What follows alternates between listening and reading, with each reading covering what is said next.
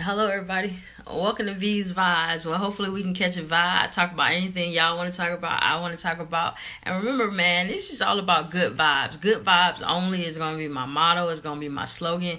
Hey, if it's not about good vibes, positive energy, I want none of it. So welcome back to V's Vibes, and let's get right into it. So today's topic is all about getting to know me. I really think I'm the most boring person on this earth. I don't really have any outrageously amazing stories or anything I feel like is super interesting. But I'm gonna indulge in this get to know me tag and tag a couple people that I know that I'd like to kind of challenge to talk about yourself, tell us who you are, tell us where you came from. And so that's what we're talking about today. Get to know me, V, and hopefully y'all find it interesting. If you hadn't subscribed yet, please take a moment and subscribe. I appreciate the views, I appreciate the likes, I appreciate the comments, but I most importantly need the subscriptions, all right? So go ahead and subscribe for me. I appreciate that. So I'm going to read some of these questions and answer them to the best of my ability. The first question says, what is your full name? I'll be a fool to go ahead and tell y'all my full name, but that's what Google is for, I'm sure. If you're interested, you can Google it. But if you look right behind you, right there, Veezie baby is something I like to be called. It's pretty much just like something fun. I'm a big Lil Wayne fan. Y'all know he go by as Veezie F baby. Don't forget the baby. So it's just something because my real name starts with a V. I was like, I'll be Veezie. And so some of my friends call me Veezie. I've been called so many different things. I have a lot of nicknames. It kind of just depends on what era of my life you showed up in. So VZL baby, don't forget the baby. And so that's pretty much me. That's pretty much it for that.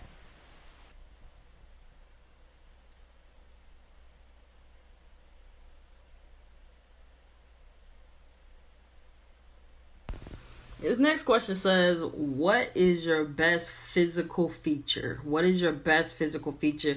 I get compliments on my eyebrows a lot. I don't know much about eyebrows to know that mine are supposedly something the Lord made. I really I really don't know. I get compliments on my eyes sometimes. Sometimes people told me, or my grandma used to always tell me I had bedroom eyes. So I don't really know what that means. I feel like it's a compliment. If it's not, don't burst my bubble now. I've been told that for so long, so I'm gonna just say that it's a compliment. So my eyes, I guess. A lot of people talk about my hair. I love my hair. I'm never gonna cut my hair, but I wish it were different. So about my hair, I've been growing my hair. I cut my hair December 31st, 2008. So right now we are at January 2nd, 2019. Yes, I did have to look at the calendar. When you're on vacation, you just don't really know what day it is, what time it is. So I've been growing my hair. It's been 10 years, right? Is that about right? Yeah, 10 years. Almost to the date. I love my hair. It is thinning though. And so, it's kind of one of those things where it's a gift and a curse. It's growing, but it's definitely not as thick as it used to be. So I don't think it's one of my best physical features, but people do compliment my hair a lot, especially when it's done, when I have a fresh twist. Folks with locks know what I'm talking about. Oh, this is a really good question. The question says, "What is your favorite quote?" I live by quotes, but it's like my Bible. But one of my favorite quotes is when people tell you who they are, or if people show you who they are. When people show you who they are, believe them the first time. This has really saved my life. I am not a person that gives people many chances to mess up because I just don't have the time and the energy. And I think we waste too much time hoping people love us, hoping people show us affection, hoping people support us.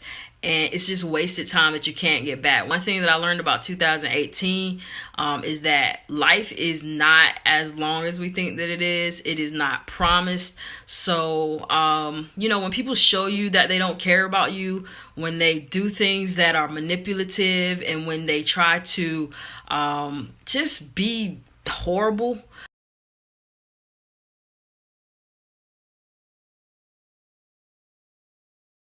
So yeah, I really do live by quotes. I really do. So again, when people show you who they are, believe them the first time. Do I think people can change? Absolutely. Do I think that there is growth when you have experiences and when you get older? Absolutely. I'm just not here to be along for the ride. Holler at me when you get there, because I'm on my own journey too. You know what I mean? And I just feel like I cannot allow you to hurt me. I cannot allow you to waste my time. Time is too short. Time is too precious. And so that's kind of just how I've been able to have longevity in my friendships and in my relationships, and really being around genuine people for the majority of my life. It is all based and rooted in just basically, not allowing people to hurt me and over and over and over and over again, because you are literally teaching them how to treat you. The next question is, what is your favorite sport? Anybody that knows me knows what my favorite sport is. I am the biggest LeBron James fan. Right now, my office is in Cleveland Cavaliers colors. I believe that he will retire Cavalier. He might retire also. He probably retire Cavalier. But so basketball, I'm a LeBron James fan. I don't care what team he goes to. Call me disloyal, call me whatever. I'm a LeBron James fan. I'm also a fan of any Florida team, so I will go to a Miami Heat game. I will go to an Orlando Magic game, but mostly when they're playing LeBron and whatever team he's on. So basketball is my favorite sport. I like the way they dribble up and down the court. I'm lame. Sorry. I'm lame. This question is, are you high maintenance? And I thought I wasn't. I don't think I'm super high maintenance, but while you're on vacation and on the weekends, I realize I wear a lot of clothes. Like, I wear probably 2 outfits a day, and depending on it, I wear a lot of clothes. So our laundry is always like on 100. And I always wonder, if it's only 2 of us, why we have so much laundry. And it's my fault. Like, it's not even my girl. I am so high maintenance. Like, I gotta shop. Like, I do a lot. And I'm a lot. And so, I think I am more high maintenance than I wanted to give myself credit for. I think sometimes I'm cool. I'm real chill. I'm laid back. Nah, because, you gotta be looking right when you step out. I take pride in how I look. I'm not super like crazy with it, but I'm gonna be fresh. This is stupid. Can you close your eyes and raise your eyebrows?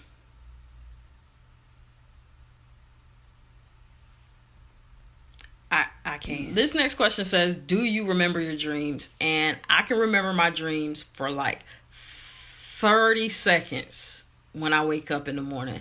And I might be giving myself too much. Maybe about 26 seconds. After that, I cannot remember my dreams. And sometimes I have like real litty dreams. Like, I'm like in there. I know I'm dreaming, but I'm having an amazing time. And I wake up, I'm on cloud 9. And then 26 seconds later, I don't even know what I was dreaming about. That made me just so excited to be dreaming. So I can remember them, but I can't hold on to them that long. And so I'm sure there's some type of research or science behind it. If anybody knows anything that'll help me remember my dreams, please, please, please. My dreams are lit sometimes. Like, y'all should come in my dream. This question says, do you have a whole lot of acquaintances or just a few very close friends? Everybody who knows me knows that I only have a few very close friends. I know a lot of people. I went to 2 high schools.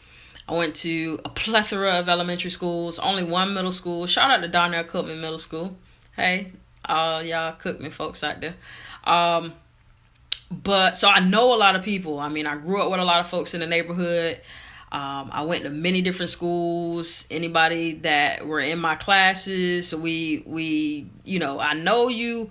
But as far as really close friends, I only have a few of them, and about half of them are my family.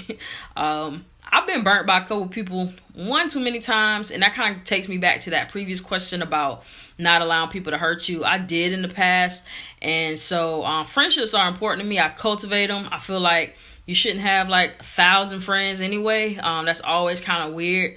So no, not only did I go to 2 high schools, about 7 elementary schools, and a middle school, I also taught high school for 9 years, worked in high school for over 10 years. So I know a lot of people, but when it comes to people that I really just kind of welcome into my inner circle, it's not that many people. Just here recently, and probably like the last 5 to 7 years, I've met some amazing people, mostly through a friend of mine that passed away. So I do have some close friends, and then I have, friends of friends that I know are good people because he was an amazing guy. He still is an amazing guy. And so, no, I just don't feel like you need to have a lot of friends to make it, known that you are a good person. If you are a good person, if you are genuine, if you have a good heart, if you ain't about the foolishness of the games and you're about cultivating and loving, no. Just a couple people. That's all you really need. Just a couple people. That's all you really need. Trust me. Trust me on this. I don't know a lot about anything, but I do know a lot about friendships and relationships and what keeps them positive, what keeps them, successful, what keeps people from having drama, and that is not having a whole lot of people around you. You can know a lot of people, you can associate with a lot of people, you can be friendly to a lot of people. Just do not have a whole lot of folks in your business, in your home, in your relationships. Trust me. I know what I'm talking about. All right, enough of that. The next question says, who was your first celebrity crush? M.A. $E. Come around, money, if you ever want to find me. I was the biggest Mace fan. Man, and I got to meet him in real life. What? I think I might have been like 16, 17. Can you imagine being 16, 17 years old, one of the biggest hip hop artists in the whole country, and you are, I can't even get my words together. I can't get my words together. I'm just like a giddy schoolgirl when I talk about Mace still. But just imagine being a teenager. He's the biggest, one of the biggest artists in the world at the time, and you get to meet him kind of at his pinnacle, at his height. So it was pretty dope. It was literally like 3 seconds of my life that I'll never forget. Here's a question. It says, what is something that amazes you? A lot of things amaze me. It doesn't really take much to impress me. I am impressed by some of the smallest things. The most things that I'm impressed by are things that I don't understand or I want to learn more about. So just the psychology behind, and this is going to sound really dark, like serial killers and murder and things like that, because I think it has to be one of the hardest things to do is to take somebody's life. And so I always am enamored and driven and drawn to those types of shows on TV where it's talking about a serial killer, because I'm always trying to figure out, was it something in their childhood? Was it some piece of their brain that didn't develop that, develops in most other people? Like, I really don't know much about it, and I don't want to sound too ignorant, but it really does amaze me when people go on like these killing sprees. So yeah, like I always want to know more about it. So when those shows come on, I can sit and watch them for hours, but it has to be in the daytime with the lights on. Yeah, because I don't really play with the darkness. All right, here's another question. It says, what scares you about aging? Not until recently did age or anything really scare me. Anybody that kind of knows my family, my grandmother is getting up in age, and her memory is decreasing on the decline. And I remember being in 5th grade, and I did a paper on her. Like, I think the topic was like, who is the person you admire the most? I wanted to write it on my grandmother, and I remember sitting down with her and just having these conversations about her past and kind of some of the occupations that she had before she was a teacher. Her drive to go back to school, because she didn't immediately go to college, if I'm not mistaken, right out of high school. So I remember having these conversations with her, before her memory started fading. This was long time ago. Like I said, I was in 5th grade. And, here recently, I've been interested in learning my ancestry. And now I can't really go to her and kind of get a refresher of that conversation. It's kind of tough trying to ask people around her, knowing that they may not have the exact answers. And if I would pay top dollar if I can find that paper that I wrote in 5th grade, because it probably holds so many answers to so many questions that I have. And so just what scares me about aging is just, decline in health, memories fading, because I feel like we are all what we've experienced. So if you lose your memory, then kind of, who are we? And I can't imagine being her right now, because she sits and she listens to us, she looks at us, she smiles at us, but I know that there are things that she just can't remember, and I'm sure that's tough. This next question says, how old will you be when you get married? This next question says, what is the one thing you'd rather pay someone to do rather than do yourself? Everything. Being a homeowner, a new homeowner, I did not realize how many things I did not know how to do until there were things that needed to be done. And I had to hire somebody. I had to pay for it. In retrospect, of course, I wish I knew how to do it. But when it boils down to it, if you have the means and the opportunity to pay somebody and you don't want to waste time either messing things up more or just waste time in general, then just go ahead and pay somebody. I'm a huge believer in just paying somebody to do it right the first time instead of messing up and having to pay for the mistake of what they messed up. So just pay for it. Just pay for it. Have a handyman on call. You know what I mean? Have a locksmith on call. Have a plumber. Just have these things situated so that you can just call them whenever a problem arises. Have an adequate savings account just in case something breaks that's vital that you need to replace right away. I can go down a whole list of things as a new homeowner, and maybe I will do a video on that. Of all the things you should probably think about that I did not think about that I'm paying for even today, if I had been told or somebody had helped me along the way. So maybe I'll do that video. That sounds like actually a good topic. But as far as paying somebody to do it, just pay somebody, especially if you just don't know how to do it.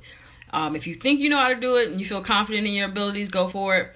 If not, then what you're going to do is have to pay for it anyway after you mess it up.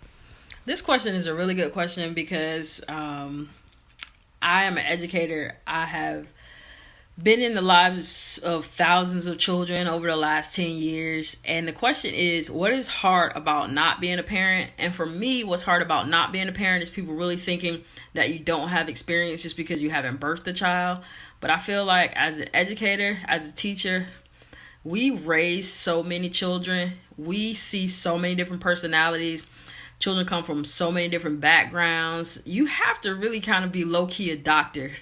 You really do have to low-key be a doctor to be a good teacher. I felt like I was a good teacher. I got some people that can attest to that. I'm not just tooting my own horn. But not being a parent doesn't mean that you don't have the knowledge and the experience to give good, sound, research-based advice on just best practices in child rearing, in the education of a child, and things you should and shouldn't do around children, and things you should expose them to versus things that you should not expose them to. A lot of my knowledge is research-based. It comes from me being an educator, from me being around children, me being around experts in the field. But I do have real life experience a little bit. I raised my sister for 4 long years of my life. But I wouldn't trade it for the world. The experience was out of this world. She turned out to be semi-decent. So I feel good about that. But no, she's an amazing kid. But the point is, just because folks aren't parents does not mean that they don't have really good sound advice. Of course, there are things that I would probably do differently if I had my own child, and I will never know unless I have my own child. So that's one of those things that so there are hundreds of questions that I can probably answer. I'm going to stop for today. Hopefully you enjoyed the video. If you did, please share it, please like it and subscribe it. I'm going to show you what support looks like, because even if you don't like, subscribe, or share, I'm going to support you in your endeavors. So I'm going to show you what support looks like. These vibes, I'm out of here, man.